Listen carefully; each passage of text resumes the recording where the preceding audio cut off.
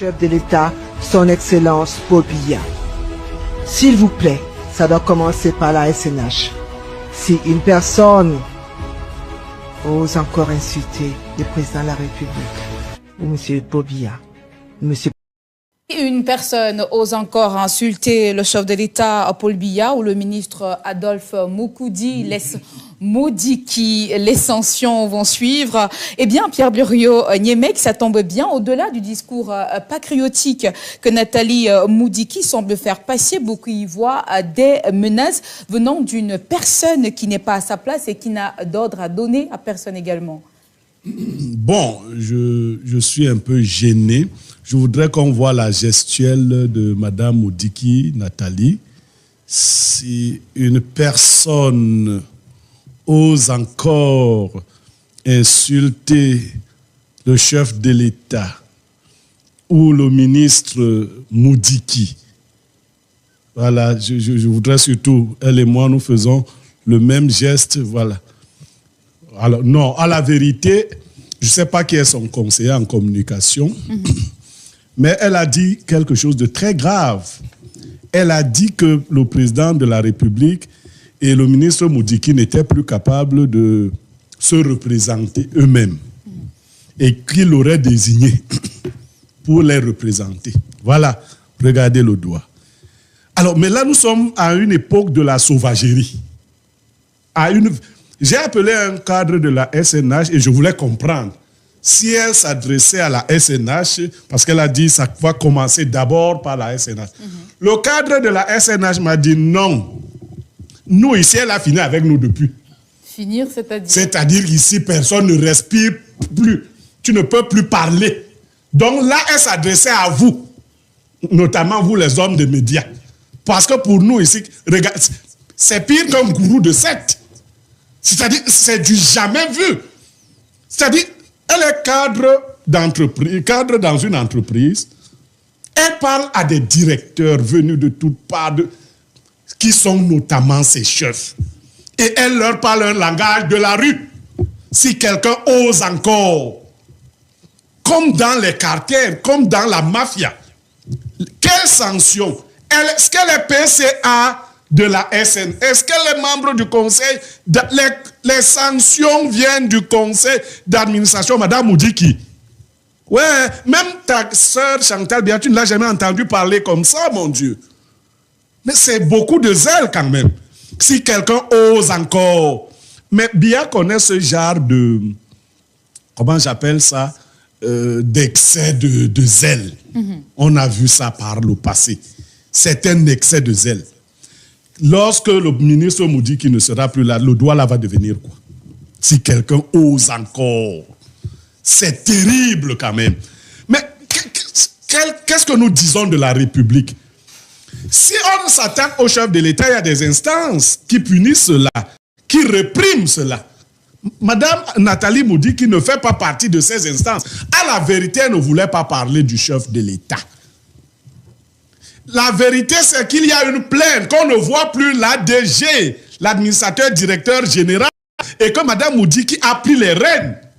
Ce qu'elle veut dire, c'est que si quelqu'un dénonce cet état de choses, où on ne sait par quelle magie, un cadre qui était là, déjà, il y a même beaucoup de conflits, est devenu, à quel moment Madame Moudiki est devenue ADG de la SNH? À quel moment?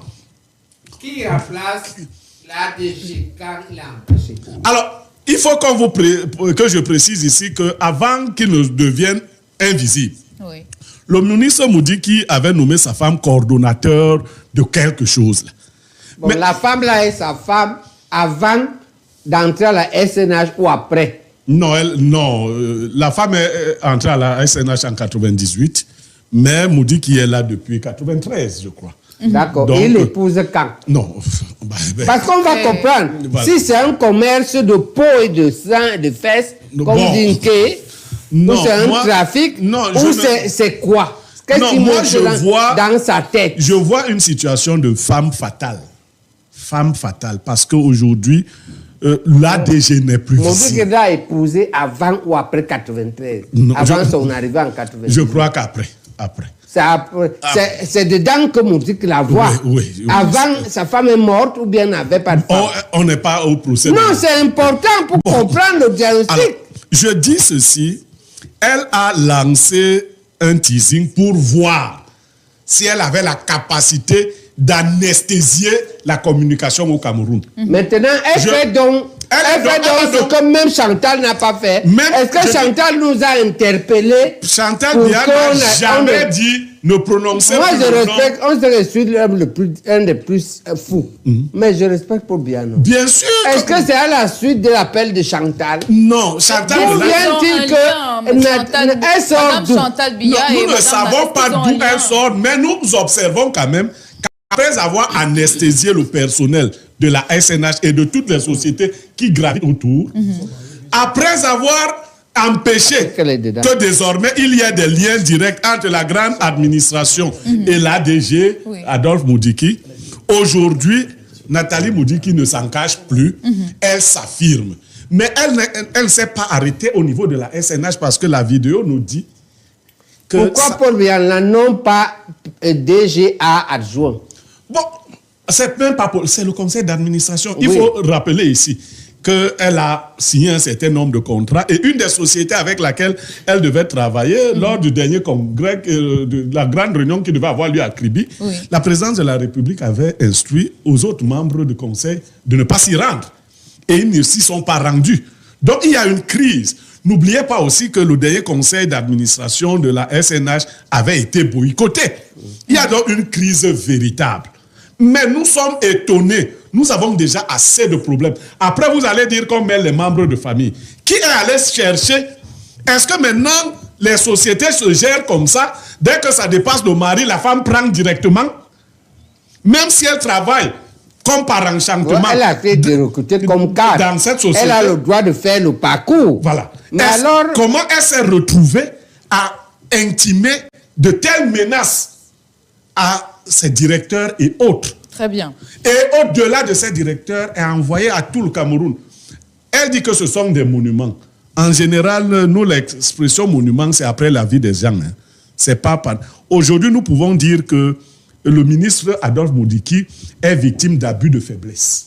C'est ce que nous disons. C'est-à-dire que ce monsieur est victime d'abus de faiblesse. Et nous interpellons les hautes autorités. Le président du conseil d'administration de la SNH, qui est le secrétaire général de la présidence, pour mettre un terme à cette situation, qui est quand même rocambolesque. Les chiffres sont très mauvais. Personne n'en parle. Au lieu de parler de ça. On ne parle pas des chiffres. Tu viens nous dire que toi, tu défends. On a vu maintenant tout ce qu'elle a voulu signer là qui ne marche pas. Mais quelle est la qualité?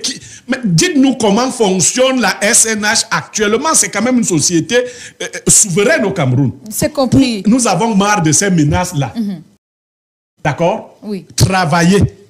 Elle aussi, elle n'est pas du RDPC. Parce que Bidima renie tout le monde qui fait. Elle aussi là. Parce que faudra Bidima qui défend. Nathalie aussi n'est pas du RDPC.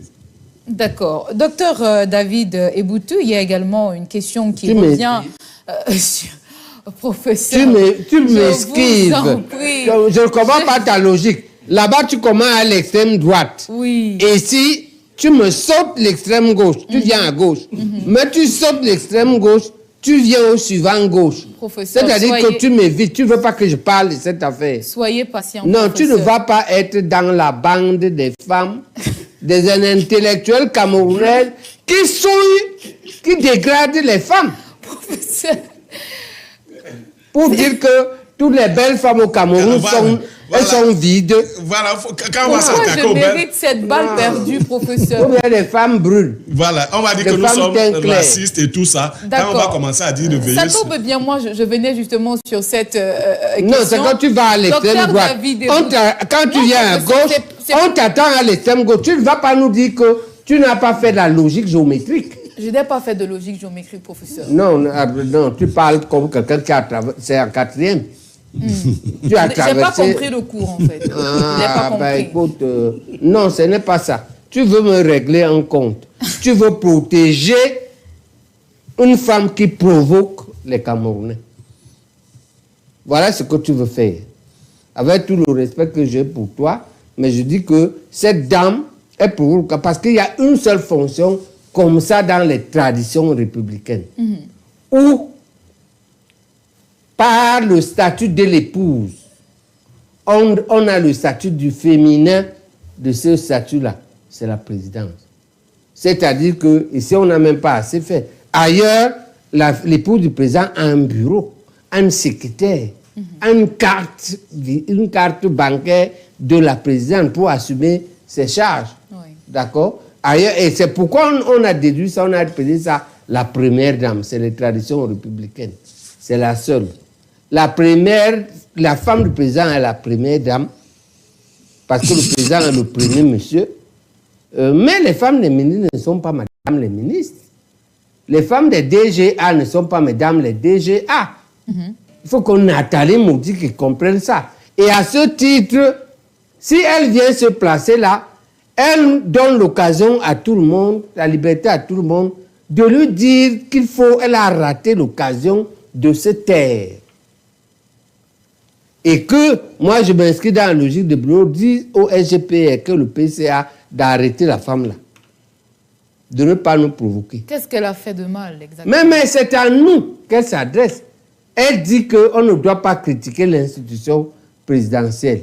Elle peut, en tant que citoyenne, elle doit nous conseiller, mais elle ne peut pas s'adresser avec autant d'arrogance à l'opinion camerounaise, qui a quand même des gens qui ont travaillé pour ce pays et qui ont leur fait d'armes. Elle a quel fait d'armes? Elle commence à travailler comme cadre de la SNH. Qu'est-ce qu'elle a fait? À part profiter. Et maintenant, usurper, abuser d'un vieil homme. Elle veut qu'on aille au tribunal. Parce que c'est là que ça va finir. Je dis ça va finir. Un type va se lever à la SNH, qui est en fin de carrière, qui a déjà préparé son après-retraite, et qui est un engagé dans la lutte pour le changement. Il va l'indexer, il va la piéger. Elle va le sanctionner. Mais après, elle va pleurer parce qu'il va le traîner dans la rue. Voilà ce qui va lui arriver. Mais est-ce qu'on n'est pas quand même sur un discours misogyne, professeur? Parce que si c'était un homme qui était dans la même situation, je ne sais pas si ça allait faire ce même tollé. Non, moi je pense pas. Madame, voilà. Vous n'avez jamais entendu parler de la femme, du mari d'une femme préfet. Vous savez, dans la meuf ou à Famba, la meuf ou à Kono, le préfet est une femme. Hein? Oui. Son mari ne revendique pas d'être préfet ou quoi que ce soit. Vous voyez un peu. Je veux dire, dans ces fonctions-là, vous n'avez le mari de la reine ne s'appelle pas roi. Vous savez, c'est un prince. Donc les hommes n'ont pas cette posture-là parce que ta femme est bon, vous connaissez le mari de la femme qui est DG de ministre des Postes et Télécommunications. C'est un pasteur qui n'a jamais dit ne parler plus de... Elle a été DG des douanes. Son mari n'a jamais dit ne parler plus de ma femme. Ainsi de suite. Non. C'est les femmes qui ont souvent cette fâcheuse habitude. Regardez le ministre Moudiki. Il a été très bel homme. Ses collaborateurs disent que ce monsieur avait toujours des jugements justes. Aujourd'hui, ça fait près de 4 ans qu'on ne le voit pas en activité à la SNH. Et c'est pour cela que nous interpellons le PCA de la SNH. Parce qu'entre-temps, ce n'est pas n'importe quelle société. Tout à fait. Alors, cette dame-là, elle est sortie d'où? Ce n'est pas des affaires de cuisine qu'on gère là. D'accord. Ce n'est pas des affaires de chambre. Très bien. Elle aura donc du pain sur la planche pour mettre en prison tous les autres. Parce que j'ai observé que les médias lui ont répondu favorablement puisqu'elle voulait cette visibilité. Les médias lui ont répondu favorablement. Elle aura donc la possibilité d'attaquer tous ces médias donc, au même moment pour nous dire en quelle qualité. Mais comment elle fait même pour terroriser le personnel? Moi, j'ai eu un oncle qui était conseiller technique numéro 1 à la SNH, Bernard Baïha. À l'époque, je ne sais pas si cette dame aurait pu... Parce que c'était un homme charismatique. Son surnom était Archimède. Il est décédé malheureusement d'un AVC. Quand de telles figures existaient, est-ce que cette dame se serait levée pour intimider? Il n'y a plus personne là-bas à la SNH. Il n'y a pas quelqu'un qui a les couilles là-bas pour dire que madame, même si on va t'enlever au travail, quand même, même si on va te mettre à la retraite, parce qu'elle met à la retraite tous ceux qui s'opposent. Hein, elle met de côté, d'ailleurs, sur le côté, tout ce qui s'oppose à elle. À vous entendre, on a comme l'impression que vous avez un problème particulier avec... Mais je connais le dossier. Nous sommes venus là. Non, pas du tout, Lucien Bidima. Toi, tu ne vas même rien dire puisque tu vas vouloir la protéger. Sur le dossier, quand on va arriver maintenant... J'attends parce qu'elle ne voudrait plus arrêter l'émission. C'est pas moi qui présente l'émission. J'attends